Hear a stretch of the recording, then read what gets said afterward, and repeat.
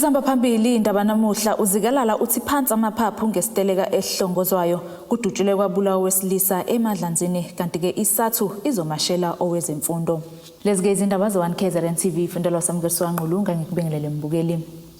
Undunankulu wesifundazwe KwaZulu-Natal UZIKALALA uthi phansi amaphaphu kubantu bakulesi sifundazwe kakhulukazi abasebenzi basezikhungweni zikahulumeni njengoba kunamahlebezi okuququlela ngoqo wesiteleka sokuvala kethaqa zonke izikhungo zikahulumeni mhla zingama-23 kuye phezulu. UZIKALALA usho kanjena esithangameni nabezindaba ekomkhulu labasebenzi bakahulumeni eMayville nalapho ke bethula khona umbiko wakamumva ngesimo segciwane icorona esifundazweni. Yize kunokwesabela ukuthi umlando ngahle uyiphinde ngokwenzeke ezinyangeni ezimbili ezedlule ngesikhathi kuquba ukudla amalungu omphakathi esifundazweni evuka umbhejazane ezitapela nasezitolo, undunankulu wesifundazwe KwaZulu-Natal UZIKALALA uthi phansi amaphaphu kubantu bakulesi sifundazwe njengoba izinhlaka ezahlukahlukene zezomthetho zisiqaphe ngokhozi isimo. Lokhu kuza ngemuva kokusabalala kwemibiko ezinkundleni zokuxhumana yokuvalwa thaqa kwezikhungo zikahulumeni mhla zingama-23 kwephezulu. Kunama posters athi kune shutdown ngomhla ka-23. Njengohulumeni sesirikwa engejile sawabikela amaphoyisa nabo bonke abaphethe umthetho ukuthi bakwazi ukuzilungiselela ukuthi sivikele abantu bakwaZulu-Natal nengqalazinda nakho konke namabhizinisi. Siyafuna ukuqinisekisa ukuthi umhla ka-23 usuku olunormal, usuku lokusebenza. I-security soqinisekisa ukuthi isesimeni, but siyafuna ukuthi futhi singade siphambaniswa into eyivela kwi-social media. Ekhuluma esithangameni nabendaba nalapho ebethula khona umbiko wakamuva sesifundazwe nge-COVID-19, ukhuzeni udalule ukuthi ibhelu zokuyitapela ziwakhuphule ngamandla izibalo zabatheleleka ngaleli gciwane njengoba isifundazwe sesingene esigabeni sesithathu. Uthi ke bakhathazeke kakhulu ngendlela leli gciwane elisabalala ngayo ezikoleni selokhu ke zivulwe ngokugcwele njengoba ke bebalelwa ku-800 abafundi nothisha asebehaqekile. Kusiphatha kabi ke nokuthi izikole nazo zibonakala zikhungatheka zihaqwa ilento ye-COVID-19. Izikole ngu-120 kumanje zi-affected kanti uma sibala nje abafundi nothisha abawu-800 bahaqwe lesi sifo, u-95% abafundi kanti othisha ba-5%. Siyaqhubeka nokuthi simonithe ama-cases. Lapha KwaZulu-Natal ama-cases are-active kumanje angu-40,703 kanti okubuhlungu ukuthi abantu esebedlulile emhlabeni bangu-12,535. Kanti ke ungqongqoshe wezempilo esifundazweni noMagugu Simelane uphawule ngodaba lwezikhangiso zezitolo ezahlukahlukene zezaphulelo kulabo abaveza izigqebhezana zokugoma njengoba sekuquba ukungebhe kubantu nasebekholwa ukuthi kuyimpoqo ukugoma. USimelane uthi kakusoze kwaba impoqo ukugoma, kepha ke le indlela yezitolo yokulekelela uhulumeni ukuqhuquzela ukugoma. Vaccinating is not compulsory. And it would be unconstitutional for us as a department and as a country to force anyone to vaccinate. So when shops say they are offering a discount, it is not in partnership with the Department of Health. But I believe they are trying to play their own role as community leaders to try and assist government in ensuring that they encourage people to go and vaccinate. Indaba 1KZNTV kube kuntombi khona Mvubu ngisithini. Usuhlalelo ovalweni umphakathi waseMandlanzini ku-Ward 4 ngaphansi kumasipala uMhlathuze emva kokuba kutholakale isidumbu sowesilisa sinenqaba lokudutshulwa kuyo le ndawo emva kokunyamalala ke izinsuku ezimbili. Ekhuluma nethimba lezindaba uMthandeni Gamede okuyena ke wagcina ukubonakala nomufi uveze ukuthi ke bahlaselwa abantu abathile behamba naye umufi. Emva kokuphela kwezinsuku ezintathu enyamalelo umufi kulakhi inzuza waseMandlanzini sigcina sitholakele isidumbu sakhe endaweni eyihlane kuyo le ndawo enenxeba lokudutshulwa ekhanda. Owayehamba naye ngenkathi behlaselwa ababili abangaziwa uyachaza ngokwenzeka ngalolo suku.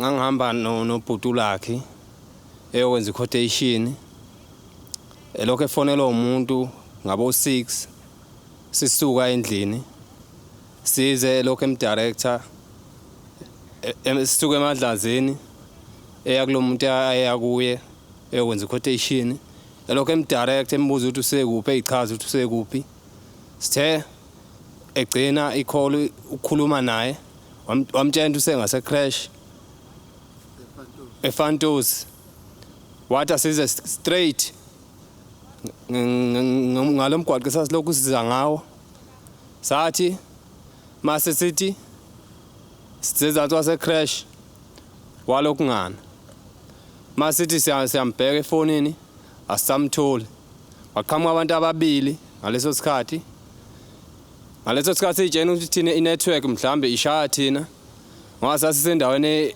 eyehlelayo sathi masenyukela kuleyo ndawo leyo kwaqhamuka abantu ababili omunye egqoka ijezi elimhlophe nebhluku elimnyama omunye efaka izinto ezimnyama ngaleso sikhathi leso labantu ababili enkathi lokho ezama ukuthi uyafona ngaleso sikhathi asamthole emoyeni lo muntu le ifone seyivalile shoot bedlula labantu ababili bajika mhlambe bathi amamitha mhlambe awu4 babuya beza kuthina ngaleso sikhathi bamqonda ngqo yena uLucky wadubula lo muntu washaya two bullet thina ngaleso sikhathi sabaleka asazange ukuthi kwenzakalani ngemumva sahamba sayo reporter ekhaya ikhansela kule ndawo ku Ward 4 ngaphansi kwamasipala umhlathuzo uLucky Zondo ugxeke kakhulu isigameko zobugebengu kwanxusa ukuba kube khona ukusebenzisana phakathi kwamaphoyisa kanye nomphakathi ukugwema isigameko esifuze lezi. Sishaqeke kakhulu singumphakathi osemandlanzini ukuthola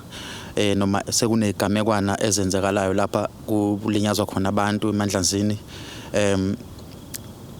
kulesigameko sanamhlanje ubhoti uLucky Nzuza okuyena odeceased umndeni wakhe ngokubika ukuthi yena kwaba nesigameko senzeka ngoLesibili intambama ayifonelwa umuntu ethi yena uyolokhuza ufuna awumenzele quotation ziningi igamekwana ezenzeka emandlanzini zobugebengu esifisa ukuthi singumphakathi sibambisane ukuze sikwazi ukulisana nobugebengu esebutshengisa ukuqhuma emphakathini sikubona ngoba einsukwini ezimbili kukhona futhi umzimba okwatholakala ulahlwe emanzini khona futhi FA7 umugudla ngase airport okungukuthi buyanda ubugebengu. Ukhulumela amaphoyisa asempangeni uKapteni Siyanda Shangase uqinisekisile ukuthi kunesidumbu sowesilisa neminyaka ngama-34 esitholakele emandlanzini kanti sekuvulwe icala lokubulala. Ezindabeni ze-1KZNTV kubika ukuthi abantu maphumulo emandlanzini. Kulindeleke ukuthi ke kusasa inyunana yothisha SADTU imasheleke emahhovisi omnyango wezemfundo ngokuhlukana kwezifunda ukuyohambisa ke uhlu lwesikhalazo lenyunyana ke engeneme ngazo ezenzeka ezikoleni ezikulesi sifundazwe. Ekhuluma nethimba lezindaba emahhovisi ayo lenyunyana eThekwini noBhalawayo uNomarashiya Caluza uthi ke iyabakhathaza indaba ukuthi kunezikole okunezifundo ezingeke zizibhale ngenxa yokushoda kothisha. Inyunyana yothisha SADTU kulesi sifundazwe ithi ngeke ivinjwe igciwane iCovid-19 ukuqhubeka nomsebenzi wayo wokulwela amalungu awo kanye nawabafundi. Lenyunyana isho kanje kulandela ukuthi isisabise ngokukhulela ngoqo OWESILISA ethi zowenza maduze uma izimfuno zawo umnyango wezemfundo uqhubeka nokuzishaya indiva ikakhulukazi udaba lokuvalwa kwezikhala zothisha ezavuleka ngezizathu ezahlukene kanye nokungaholelwa ngesikhathi kothisha abasuke bebambele labo abasemakhefini. Ungunobhala walenyunyana uNomarashiya Caluza uthi manje kunezifundo ezingeke zibhalwe ngesigaba esizayo sonyaka ngenxa yongabikho kothisha abafundisa lezo zifundo. Uthi bazamile ukulixoxa lolu daba nomnyango ekuqaleni konyaka kodwa ezinye zezikhulu zomnyango zabakhohlisa. Ukuqala nje ukuxoxa nomnyango ukuthi kuneyinkinga ezikoleni siqale ngoFebruary before izikole zibe ziyavula sathi eminyangweni ku-HOD makuvulwa izikole kuzoba nenkinga yokuthi othisha bekho. Inkinga esibhekane nayo kakhulu amanye ama-officials omnyango abeqinelwa ikhanda athi yonke into ihamba kahle ezikoleni. Ucaluza uthi bafuna umbiko oyiqiniso kumalungu eParliamente abekade eqhuba uhlelo lokuhambela izikole. Amathimba ama-MPs kade ebhizi evakashela izikolo maye neqiniso sifuna basho manje ukuthi bafike batholane ezikoleni ngoba ukuphuma kwabe legislature behambela izikole funeka babuye ba report iqiniso emphakathini basho ukuthi yini abayitholile ngoba uma ngabe ngasebenza iphutha lokungasho lento abayitholile basho enye thina sinama report alabe behamba khona kwabe sithumelile abantu. Kusenjalo ubeseveza nokuthi izifunda zizomasha ngaphandle kwamahhovisi eminyango bese kuthi ubuholi beSADTU besifundazwe bona buzoya ehhovisi likaNdunankulu ePietermaritzburg ukuyokwethula uhlu lwesikhalazo. Kusasa ke soba nepicket njengoba bese ngishilo ezobe inkulu ilapha eofisini lika Premier eMaritzburg. Ngo12 ilapho sobe sidlulisa khona izikhalazo zethu. Kodwa kuwo wonke ama district la eKwaZulu Natal. Ukhuluma ngomzinyathi eDandi, iseNyukhasela, iseMnambithi, iseVryhead, iseMkhuze kuzoba iKing Cetshwayo, uGu, iMaritzburg kube iHerigwala. Kube ila eThekwini kunye nasePinetown naseLembe. Zonke le indawo zizobe zinama picket wakhona esiwabiza ukuthi ama regional pickets.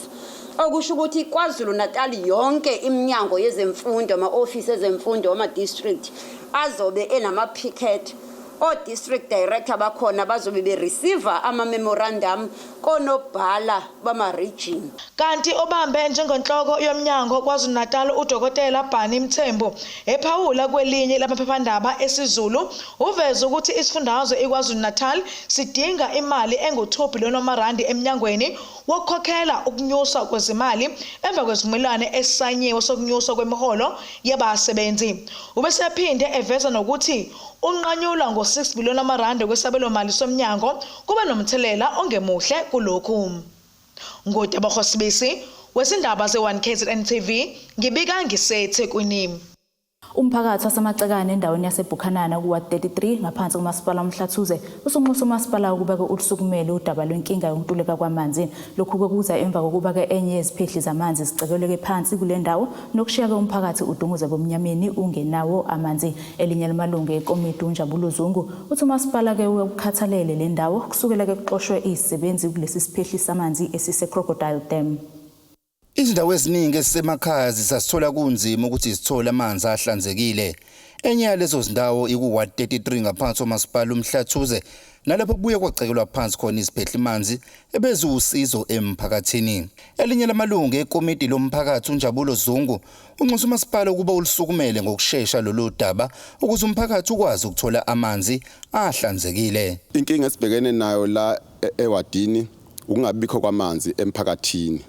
And umphakathi uhlukumezekile kakhulu ngokungabi namanzi nathi njengama ward committee ngiward committee mina emele lo mphakathi wala eMancenge neBukhanana 33 into ebaluleke kakhulu umasipala usiyasibukela sinenkinga sisho ukuthi amanzi kasinawo eBukhanana kuntshontshwe ikhebuli la Crocodile Dam sambikela umasipala masimbikela umasipala sibona iminyakazo oqhubekayo ukuthi ikuphi abasenzela khona ukuze lo mphakathi ugcina uthole amanzi.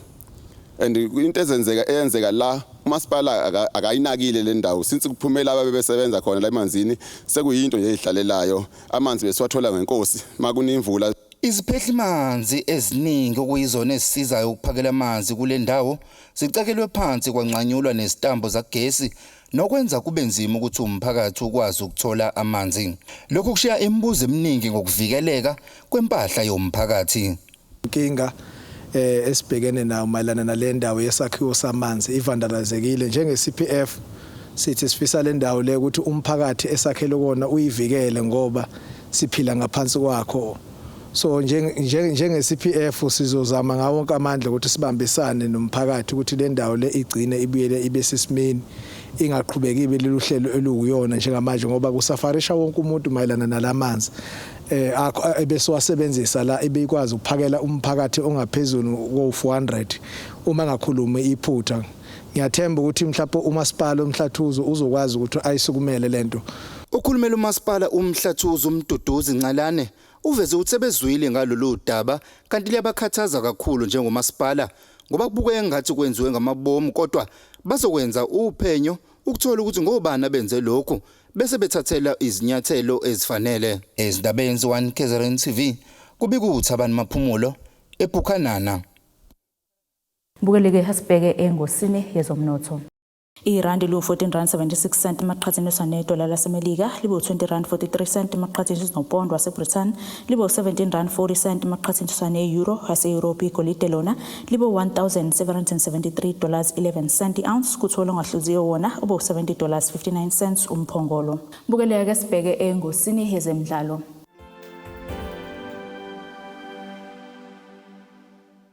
Yizeke noma abaphathi beqembu laKwaZulu-Natal Royal AM bethenge ilungelo leBloemfontein Celtic, kodwa ke lusaya kude olwayo lokulwela ke ukuchonywa umqhele ukuba ngompetha beGlad Africa Championship. Yizeke iPSL isiqinisekisile ukuthi izodlala kuDStv Premiership ngesizini ezayo. Komgqibelo ke iPSL ikhiphe istatement esiqinisekisa ukuthi yagunyaza ukuba iCeltic izosuka ezandleni zikaMax Shabalala yekudokotela noZipho Ngubo okuvela ukuthi kungudadewabo kaShoni Mkhize ongumnikazi weRoyal AM. iPSL izophinde benesithangami sabezindaba kusasa mayelana ke nalolu daba nokunye ukuthinta ke izinhlaka zomthetho nokuthengiswa kwamaqembu nokuthinta ke ukuqala kwesizini ka2021-2022. Bukeleke nasi isimo sezulu lesingalindeleka osukwini la kusasa.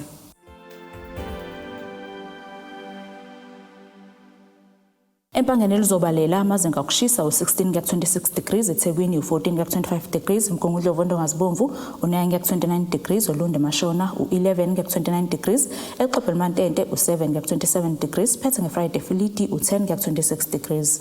Bukeleke ingakho bese kuphathele zona osukwini namhlanje. Mina nawe sihlangane kusasa futhi ngasi isikhathi esifanayo. Ngimfisela ubusuku obuhle.